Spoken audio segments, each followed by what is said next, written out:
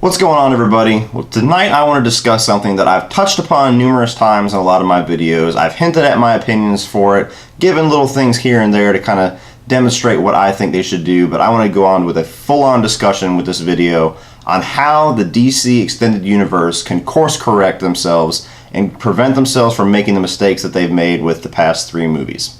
Now, Man of Steel, I absolutely love. I don't think there's hardly any flaws with that movie. I know I'm in the minority, but I absolutely love that movie. I am not a Superman fan whatsoever. I've said that numerous times, even when I was a kid. But Man of Steel, for whatever reason, really works for me. I can watch that movie over and over, and I just love everything about it. Batman v Superman, I love probably about 60% of that movie, especially the extended edition. The rest of it, I think, was a gigantic misstep. You know, Lex Luthor was god-awful. The shoehorning in of multiple different stories into there instead of telling one cohesive story about Batman versus Superman. A movie called Batman v Superman where there's only like maybe 8 minutes of Batman actually fighting Superman. Just numerous things. You know, if you want to get more in depth with my thoughts on Batman v Superman, you can check out my, rating of the 2016 comic book movies. Suicide Squad, I enjoyed more than Batman v Superman. I think that the errors in that movie were more glaringly apparent than Batman v Superman, but for whatever reason, I enjoyed and I had more fun with that movie. But again, not a perfect movie. I don't think anybody who, even if you're a DC fan, can honestly argue that those movies are perfect and that they are on the right track. And I will state clearly, too, before I get destroyed in the comment section by all the DC fanboys out there, I'm a huge DC fan.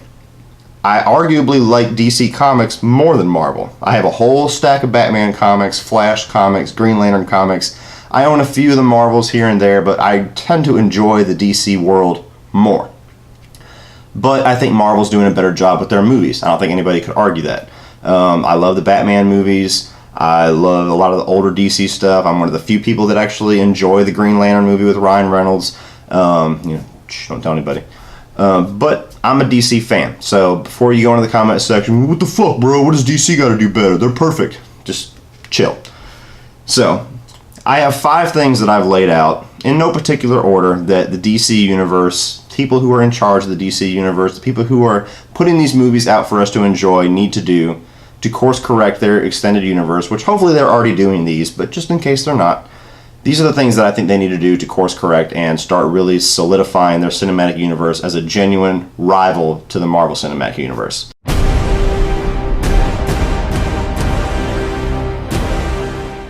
Don't be so reactionary. Warner Brothers is really, really bad about this. Man of Steel came out, and it was a really ballsy move to do certain things they did with that movie. The whole gigantic destruction scene for the last 45 minutes of that movie, just decimating Metropolis. Ballsy move. Superman killing Zod, even more of a ballsy move. Just a lot of things in there. They're taking chances. They're doing things to be different. And in that movie, I really enjoyed the chances that they took. But they got a lot of criticism for it. Superman shouldn't kill anybody. Why are you destroying Metropolis? This is just a bunch of disaster porn. And then they reacted. They said, okay, well, when we do Batman v Superman, when you have the gigantic fight at the end, make sure you include scenes saying, make sure there's nobody in this abandoned area that this gigantic metropolis in the middle of Gotham City, just somehow there's nobody here and we can verify that in 2 seconds. Make sure you insert that scene in there because everybody was mad the last time. And then Batman v Superman comes out and people are saying it's too dark, it's too long, it's too grim. Why does Batman kill? Why are you doing this? And they said, oh shit. Well, Suicide Squad's already almost done, so we need to take all the criticisms of this movie, Batman v Superman, and we need to take all of the things that would fix that and apply it to this movie, because obviously these two movies are exactly the same. And even though I think Suicide Squad is a property that needs to be more fun, some of the changes that they made, you can watch the theatrical cut of that, and you could tell that there was changes and things inserted here and there that probably didn't need to be there. I really want to see Ayer's cut. I don't know if that's the extended edition we're getting on the Blu-ray or if this is just going to be more scenes, but I really want to see what David Ayer's original vision for that movie was. And then they get some criticism from Suicide Squad about the same exact things. And not only that, but they're already skipping ahead and saying, that Justice League movie that we're starting shooting in 2 weeks, pause, hit the pause button. We gotta insert fun and we gotta insert jokes and we gotta make sure that Batman is the leader and we gotta, make sure we do this. And they're so reactionary that they're getting in the way of their own creativity. And they're getting in the way of their talent's creativity, the filmmakers, the screenwriters, everything like that. They're basically playing catch up the entire time. They're listening to everybody on the internet and critics, and they're making their movies reactionary instead of just sticking to it and say, listen, this is the creative decisions that we've made. This is the direction that we want to take this universe. Hopefully a lot of you are on board with it. There's going to be some who are not. Hopefully you still enjoy it, but we're sticking to this. This is our choice. This is our movie. This is our direction. Instead, they're going like this. They're going this way. Oh shit, they don't like it. Go this way. Oh shit, they don't like that. Come back over here. And they need to quit doing that. So number one, don't be so reactionary.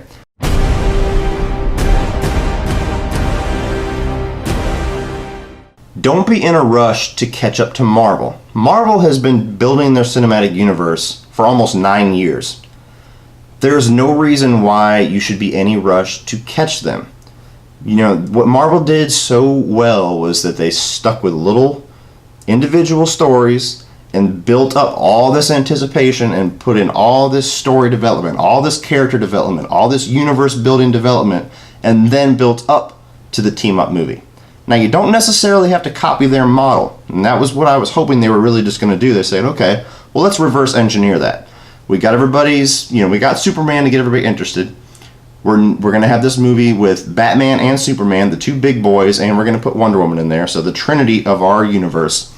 And we're going to reverse engineer Marvel's model. We're going to start with the team-up movie, and then we're going to come back down and we're going to do the little individual origin stories later. And that can work. But they didn't pull it off because they failed to tell a coherent story, and they failed to make this a Batman and Superman focused movie. And they made it like Iron Man 2, where it's just a giant commercial and a giant setup for everything else that they're trying to do. It was a middle ground stepping stone instead of a standalone movie. And that's where they screwed up with that. And again, there's no reason why you should be in a rush to get to the Justice League. This should be something that we should be building up to for about 4 or 5 years. Nobody's going to be crying that we haven't seen Justice League if you still haven't seen The Flash, you still haven't seen Cyborg, we still haven't gotten a standalone Batman movie, we still haven't really gotten much of a Superman movie. We got a Clark Kent movie with Superman at the very end of it, but we really haven't gotten much of a Superman movie. You need to establish all that before you start pushing everybody together, and then you have this gigantic threat that they all need to team up for. And that's what I'm worried about with Justice League, because they still have to introduce Aquaman. They got to introduce the Flash. They have to explain why they are getting together. So whatever villain or threat or, contingency plans that Bruce Wayne is trying to get together to get all these people together, you have to kind of build more on the relationship between Bruce Wayne and Wonder Woman, because they really only started working together for the last 5 to 10 minutes of Batman v Superman. You have to revive Superman. Plus, you have to spend a lot of time trying to develop this villain and this other world, because they're talking about Steppenwolf, so they have to explain Darkseid and Apocalypse and all that kind of stuff. And you have to lead to your movies that are coming after that, since they're doing another Justice League movie. They say it's not connected to this one, but who knows? That's a lot for one movie to do and deliver on all of it. That sounds like the same problems they had with Batman v Superman, where they said, well, we got to have an introduction to Batman, plus we got to continue the story of Clark Kent, plus we got to introduce Wonder Woman, then we got to introduce the other Justice League people, and we got to have a cool villain at the end, and we got to have Lex Luthor, and you're jumbling too much. So don't be in a rush to catch Marvel, because you're going to step on your own dick.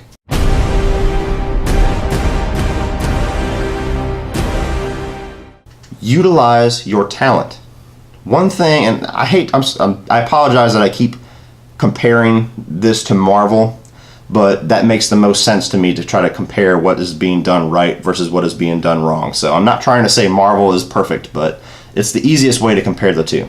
One thing that Marvel does really well is they choose actors and they choose directors who are very creative, talented people, and they let them make their movie. They stick to their formula, and they keep them in their own lane, but they let them make their movie. James Gunn, Ryan Coogler, Joss Whedon, all the directors that we have seen deliver awesome stories and their own style within the universe.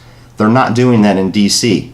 They've had Zack Snyder, who is, arguably a really, really good director. I like a lot of his movies. There's a couple I don't, but a lot of people bash him too much, I think.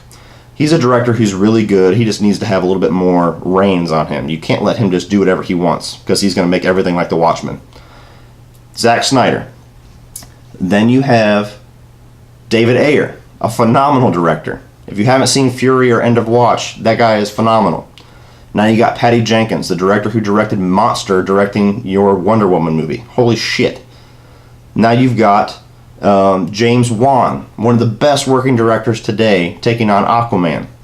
They haven't gotten a director for Flash. They went through a fucking revolving door trying to get somebody to be on that movie, which is a whole other concern on its own. But you have these people, and so far, with the exception of, after everybody pretty much told, which goes back to the reactionary thing, told WB, you need to pull back on Zack Snyder and not let him make so many decisions. Now they're doing that to all their directors because they did it to David Ayer. They hire David Ayer, they come up with their own cut of the movie on the side, they put out both cuts competing, and then they decide to make a mishmash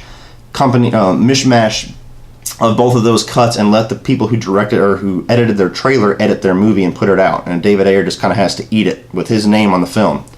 And I'm afraid they're going to be doing that with some other movies as well. The telltale sign is going to be Aquaman, honestly, for me. If James Wan can't direct or can't deliver an awesome Aquaman, there was some meddling there, because that guy has not directed a bad movie yet, and he's only getting better. Look what he did with Fast 7, with all of the things that he had to deal with that movie, the death of Paul Walker, and just ungodly barriers with that movie. And it's not a perfect movie, but from what he was able to bring from all those conditions, if he's just let loose and kept within a certain guideline, okay, well, make sure that it fits within this little model right here, and then you go off and make your movie. James Wan should be able to just kick ass with Aquaman. So if Aquaman doesn't deliver, there's problems. But you have that, and you also have very, very good actors. That's one thing that Zack Snyder did right that nobody gives him credit for.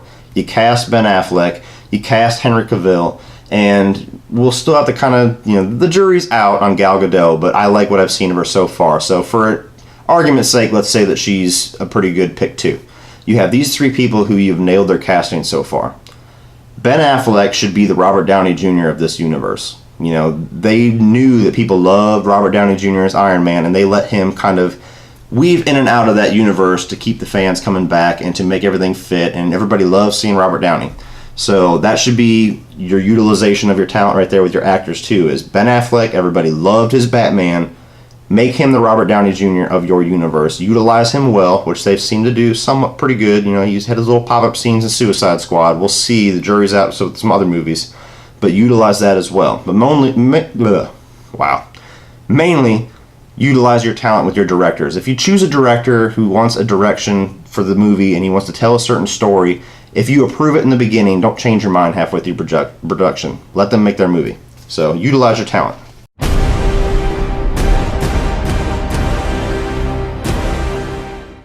Focus on telling a great story, not just delivering cool scenes. This is something that they've made a big mistake on in Batman v Superman, and they've made some mistakes on with Suicide Squad. Not so much Man of Steel, but there's some of that in there.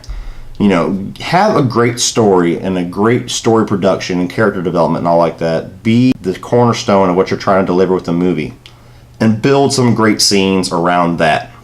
Don't walk in, I feel like whenever he walked in, Zack Snyder, to pitch his idea for Batman v Superman, and the writers went in and said, okay, well, what's your story for Batman v Superman? Where are we going with this? Oh, I got this awesome scene. It's going to be called the Nightmare Scene with a K, and it's going to have nothing to do with the movie at all, but it's going to be this, you're going to see Darkseid, and you're going to see the Omega symbol, and there's going to be parademons, and Batman's going to be shooting people, and it's all a nightmare, and Superman grips out his heart or pushes through his chest. It's going to be really cool. Wait till you see it. Okay, that sounds cool. Well, what's your story for Batman v Superman? Oh, and I got this warehouse fight scene where it's going to be the best Batman fighting you've ever seen on film. He's going to be punching people left and right, stabbing dudes. You're going to be seeing him working together with Alfred. He's going to shoot a propane tank and blow a guy out the window. It's going to be awesome. Okay, well, cool. What's your story for Batman v Superman? Oh, and something else I got. We're going to have a scene at the beginning. And, I know we've seen Martha and Thomas Wayne get shot in every single Batman movie ever, but this one we're going to show the pearls breaking, just like the comic book. It's going to be cool. okay, well, what's your story for Batman v Superman? And like, I'm making a joke out of it, but that's how it feels like the movie was made. It's, you know, they had these good set pieces in mind, and they kind of weaved a story around those instead of doing it the opposite. Have a great story and have scenes built around what you were trying to accomplish. So Suicide Squad had a little bit of that too. You know, they have this ridiculous villain. They say, well, you know, at the end of the movie, you know, Will Smith's got to be the star, so we have to have this slow pan shot where he's, you know, he's in the rain and he's going to make that, you know, that one shot because he's Deadshot and he can't miss. It's going to save everybody. So things like that. I feel like they focus too much on that, and you see a little bit of that with the Wonder Woman trailer too. There's a lot of slow motion fighting, a lot of sword play, a lot of blocking bullets with the little bracelets and everything like that. So I'm worried a little bit with that movie too. Even though it looks cool, I want it to play cool too. I want the story to be good. So I'm a little bit worried that they're also focusing on, is it going to look good on screen? So that's my number 4, is focus on telling a good story, not just delivering cool scenes.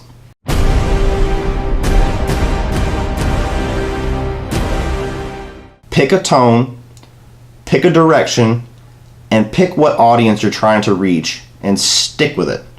They have this thing now, again, this goes back to reactionary. These are kind of, you know, side bullet points from my first one, but they're still, they merit their own discussion.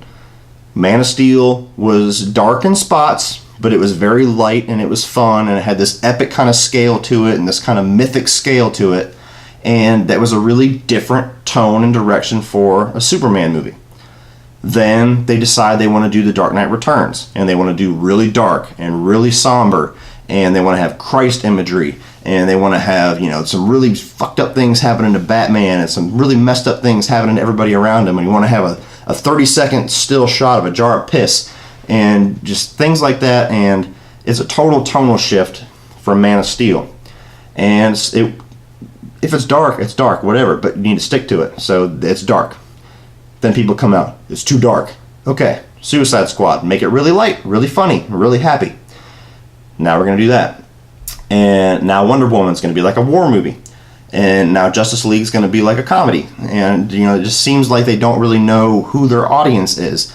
A movie that has Batman and Superman in it should never have a rated R cut.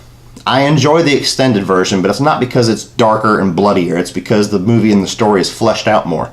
You should never have a superhero movie with Batman and Superman that you can't take kids to, or that kids won't enjoy. That's not knowing your audience right there. Not to say that every single movie you do has to be kid-friendly. Not to say that every movie you do has to be like Marvel and be PG-13 and fun and light. It doesn't. You can be dark here and there, but you need to know your audience. These are comic book fans. These are not horror fans. These are not crime thriller fans. These are comic book fans. So you need to be able to balance all these elements to reach your whole spectrum of your audience. Otherwise, you're alienating people and you're losing fans in certain demographics. And the only ones you're keeping is you got some fans you grab with Man of Steel, but you lose some of them on Batman v Superman, but you gain a couple more. And then you lose some of those on Suicide Squad because they don't like that. And then you gain some other ones, and just it's this constant juggle. So pick a tone for your universe, pick a direction for your universe, decide who your audience wants to be. If you want to have an adult-centric cinematic universe, whatever, cool, but decide that. If you want to have one that you can take your kids to and kids will actually be engaged and entertained by, cool, but decide that. If you want to have one that pleases everybody or pleases very little, whatever, that's your movie universe, but decide that and stick to it. So those are my 5 things that I think that DC needs to do, if they're not doing it already, to course correct the small decisions that they've made that have been really bad ramifications for the receptions of their movies so far. So what do you guys think about those? Do you think that those will fix the movies? Do you have some of your own fixes for this cinematic universe? Do you like the movies? Do you hate the movies? Which movies are you looking forward to the most?